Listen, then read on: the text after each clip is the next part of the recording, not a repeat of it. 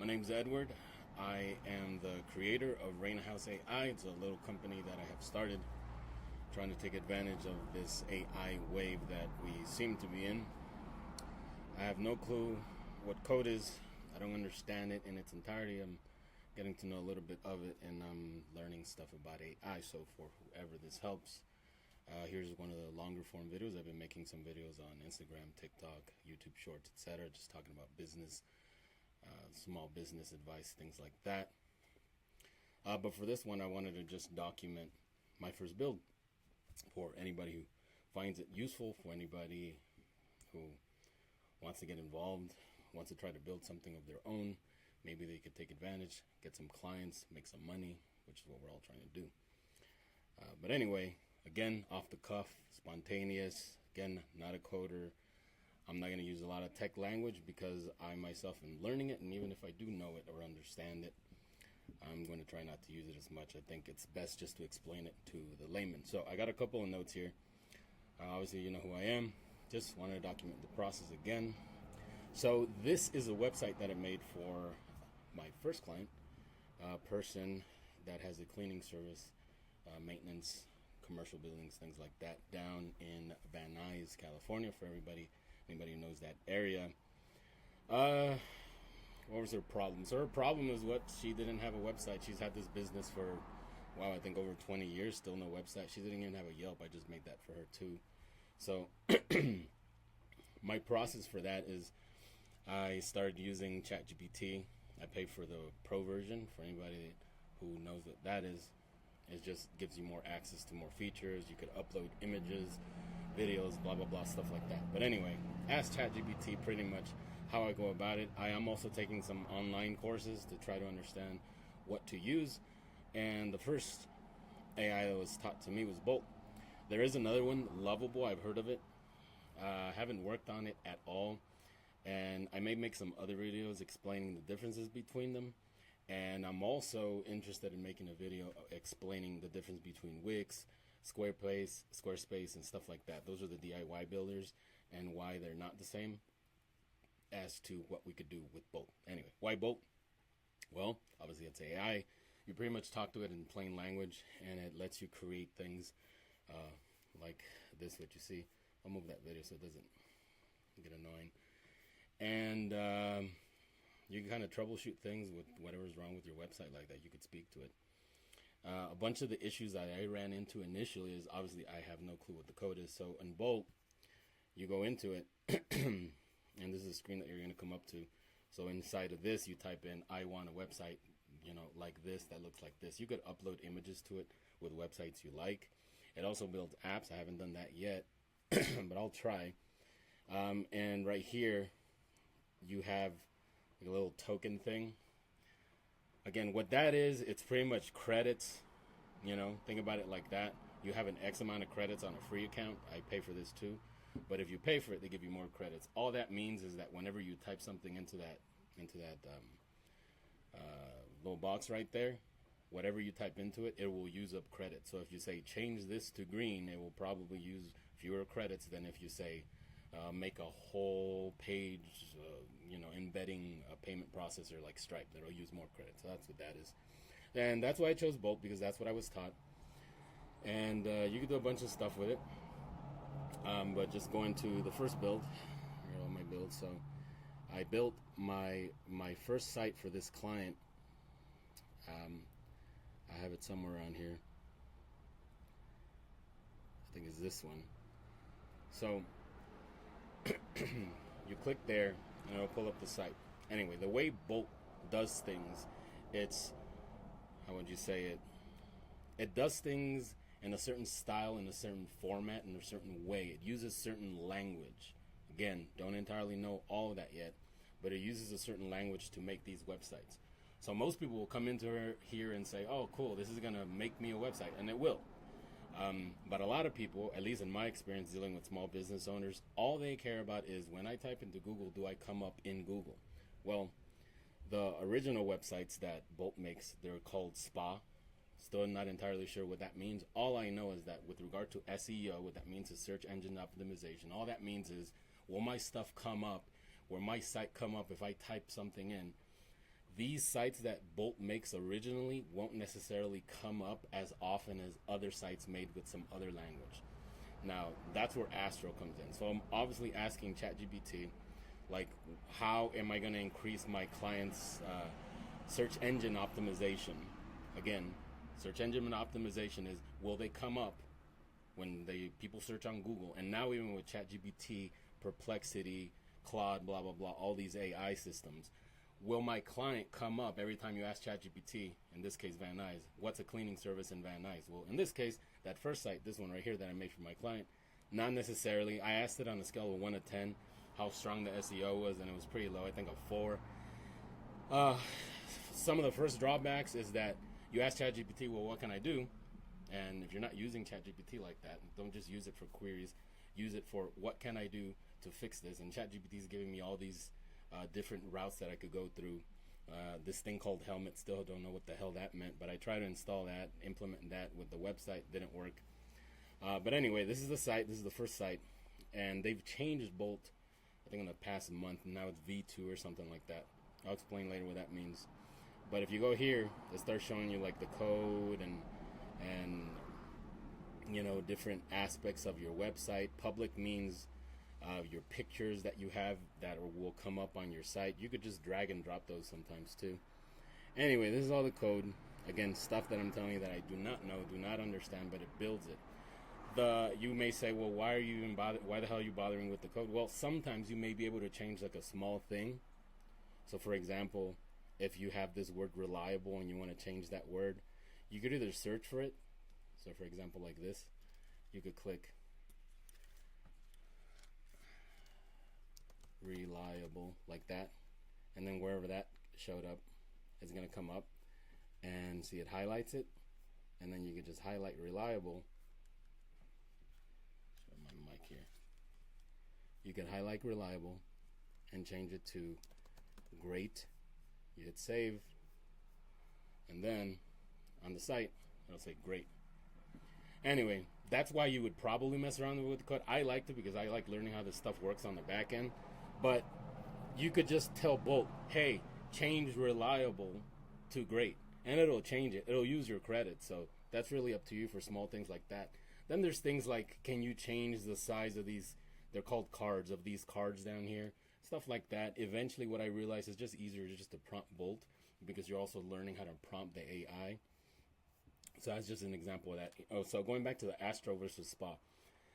Bolt makes the sites, if you prompt it, make me a website, it will make it in this thing called Spa. Again, have no clue what the hell that is. Anyway, Spa is not the greatest. It's fast, if I'm not mistaken, but it's not the greatest for Google crawlers. What Google crawlers are just pretty much these little robots, the way I see it, going around the internet trying to get information from everybody's site. And when I prompted Bolt, where I said, well, what can I build my site with that's going to make the SEO, the search engine optimization, better? Or pretty much, how the hell are you going to come up on Google when somebody looks for you, or ChatGPT? It said Astro. So again, no clue what the hell Astro is.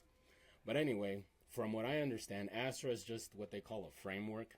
Still not sure what that is, but pretty much is the way that it is built. So somehow when you build the site with Astro, it comes out cleaner, it comes out faster, and Google search engine optimization, and when you submit it to Google Console and analytics and stuff like that, it's able to do this thing called indexing, which Google's able to find your pages, and I guess the LLMs, large language models, pretty much ChatGPT, Claude, Gemini, all that, they're able to find it more.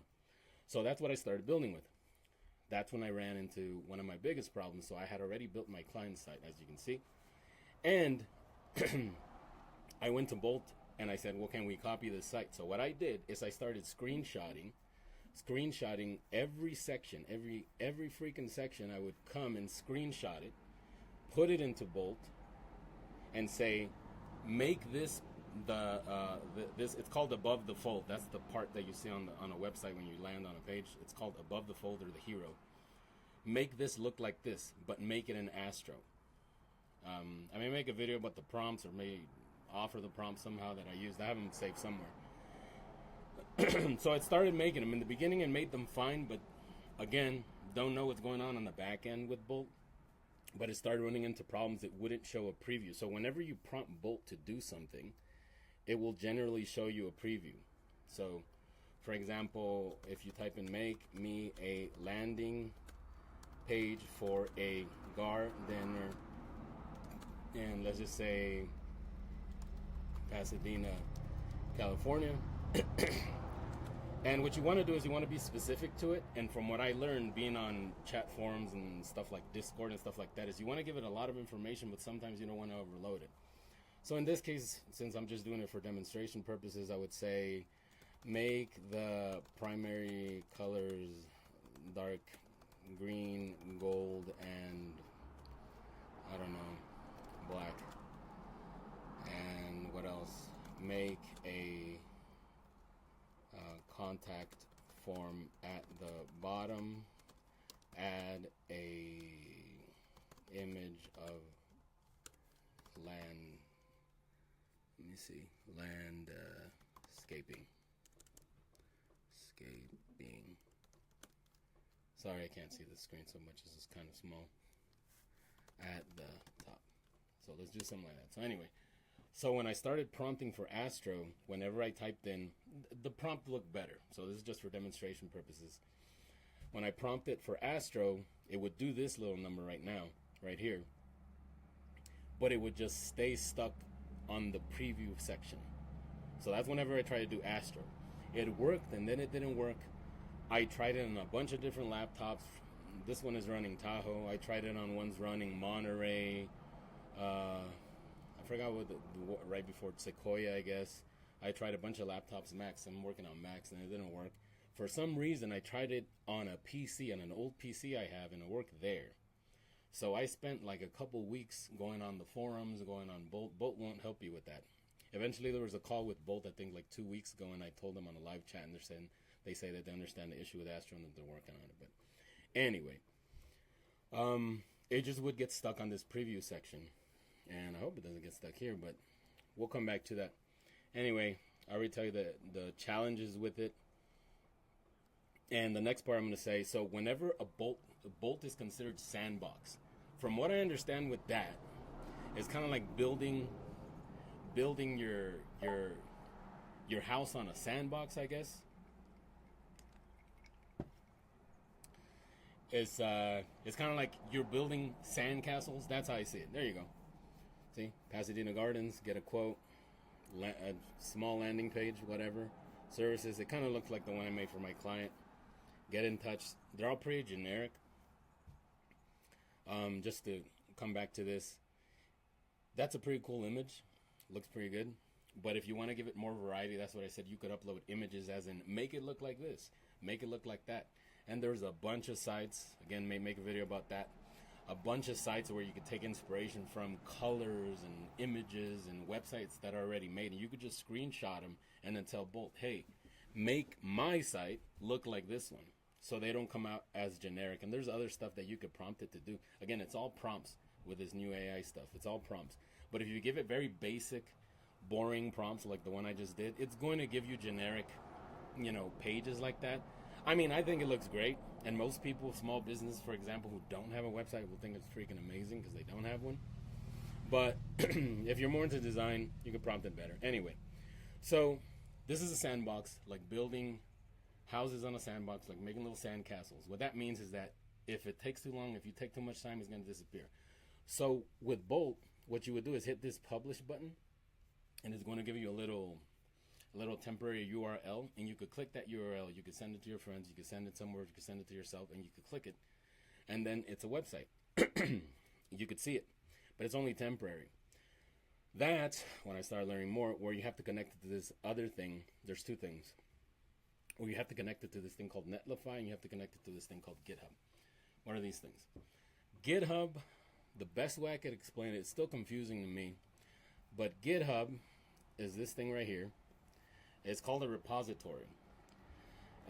Pretty much a repository is all the code, all the directions of this is how this site is built goes into GitHub. And to me, that's one of the most important things, because if something happens to Bolt, if your information is on GitHub, if your website design, if you've spent like a week working on this website, The best bet for you is to upload into GitHub.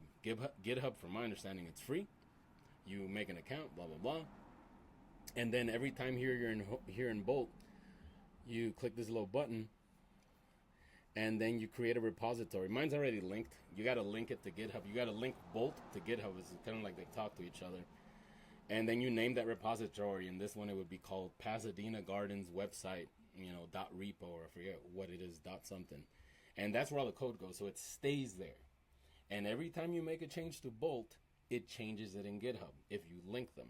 And that's great because, again, if anything happens to Bolt, GitHub still has all your code. So technically, you could give it to a developer, somebody who knows way more than you or I do, and then they could take that code of your site that you worked on and they could put it somewhere else. Anyway, after GitHub, you go to this thing called Netlify. Here's my client's new site. Her maintenance.net. It's an Astro site. Netlify, from my understanding, is the hosting. Why do I use Netlify? Well, now Bolt in the V2, I told you guys I was going to tell you about that. Bolt in the V2, now they have their own hosting. All hosting is, the way I could explain it, is where your site lives. So if any of you have like Plex servers and things like that, is where all your information is that goes live. That's what it is.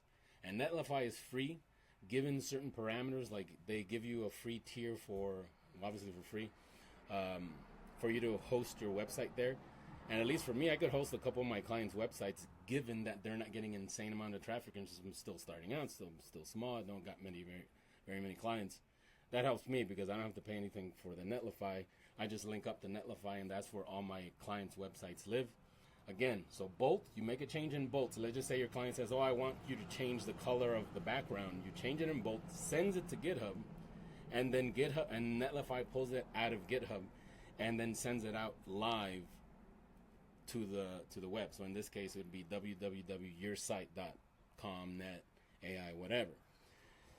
Anyway, and before you go on Netlify, you obviously want to go get a domain. Don't know. I don't want to assume things. So not obviously, but pretty much domain is www.something, as in your site, your name, whatever, .com, .net. There's a bunch of them. So if any of you guys are tech savvy or trying to get into it, that's where things like Perplexity are a little bit different than ChatGPT or Grok. Perplexity is more of a live a researcher. I didn't realize that. It's pretty much pulling live information as in information as is. And ChatGPT, I think, depending on the version, doesn't take information like that.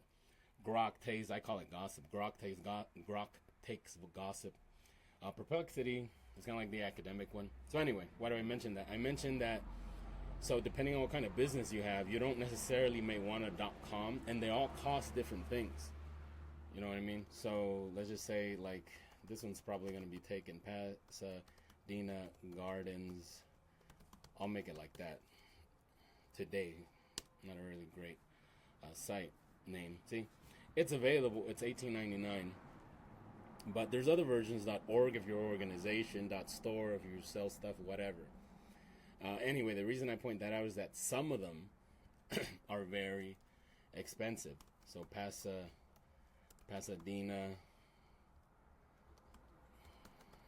let's say, gardening. That one's probably going to be taken. Not taken for any of you guys in Pasadena trying to do gardening. So it's not taken, and it's pretty cheap. The reason I show you that is that for whatever reason, some of the domains are more expensive than others. Needless to say, things like x.com is not only taken, but you would never be able to get it. So for example, for my domain, ReinaHouse.ai, I paid, it was pretty expensive because of the .ai, because I'm messing around with AI. Sorry about the cars. Anyway, so before you do, so you could build Bolt without having a domain. You send it to GitHub. You link it up to Netlify, but before Netlify could send it out to the web, to where people could just type in www.something, you need to have a domain. And you buy the domain, it's for a year. So if any of you guys trying to sell website builds and things like that, the domains, you can tell your clients, are usually $20. And that would be the one thing that they would have to definitely pay every year so they could keep their domain, or else somebody could take it. what are my notes here? Design philosophy. Yeah, so this is just kind of having what you call discovery calls with your client. Again, explaining to you guys all the screw ups and mess ups I did. Discovery calls. I hate all these weird, and I guess they're not fancy, but pretty much call your client, call the person, and you have to have a list. You can have ChatGPT help you with this. Like, give me a list of things that I need to ask my client before I build their website. So, colors they like. Are they going to provide a bunch of pictures? What kind of name? If they don't already have a name, do they want images? You know, do they want a bunch of pages? Do they want a contact form? Blah, blah, blah. All these things. So I messed up there because I didn't know how to do any of that. But now I obviously know more. And that takes a lot of time. That's a client process. And since this video is already starting to get a little bit long, I'll probably go into SEO and what I'm learning about SEO with regard to implementing blogs and FAQs, because those things apparently, I haven't seen it perform yet in its entirety with my client, in this case this client, but apparently SEO is even changing. I think they're calling it generative engine optimization. So now it's stopped being search engine optimization, because I guess Google is not going to be dominant anymore. Now it's Claude, ChatGPT, Perplexity, Grok. Yeah, you heard my notes. SEO setup. So I think I'm going to make another video with regard to all this, because this has already gotten long. But for the next one, I'll talk about Google Analytics, Google Console, what those are. Still learning. And sitemap submission. I will explain that. Sitemap is just pretty much after you're done. This is where Astro is way better than the SPA. If you guys remember what I meant about the different forms that builds your site. Astro helps you get a better sitemap. And a sitemap, all a sitemap is pretty much all your pages listed out. Like in this case, my client would be her maintenance, hermaintenance.net, which is the main one. Her maintenance, if you guys see up there, specialized dash services, her maintenance / blog, etc. That's a sitemap. Closing. So lesson for small business. So anyway, again, I think I'm gonna make more videos. This one got a little bit longer. Sorry, it's Halloween, so we're all entitled to a scare.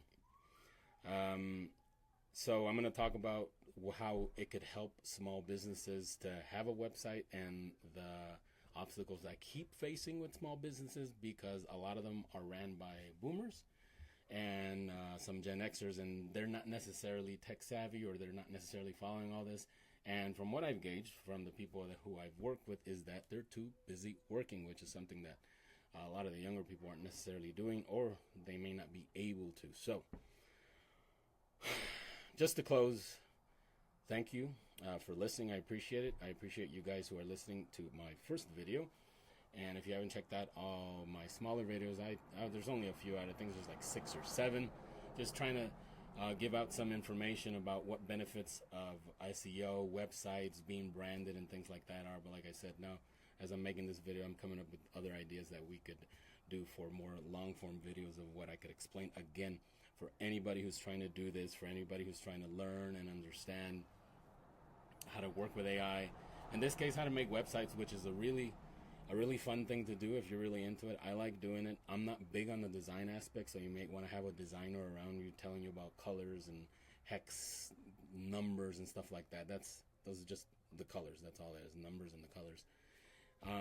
But it's pretty fun, and if you could make money with it, it's incredibly awesome. And I know that small businesses are going to benefit significantly from being more visible. And in my area where I live in a very rural area, smaller communities, a bunch of small businesses, great people, hardworking people, but they all rely on Facebook.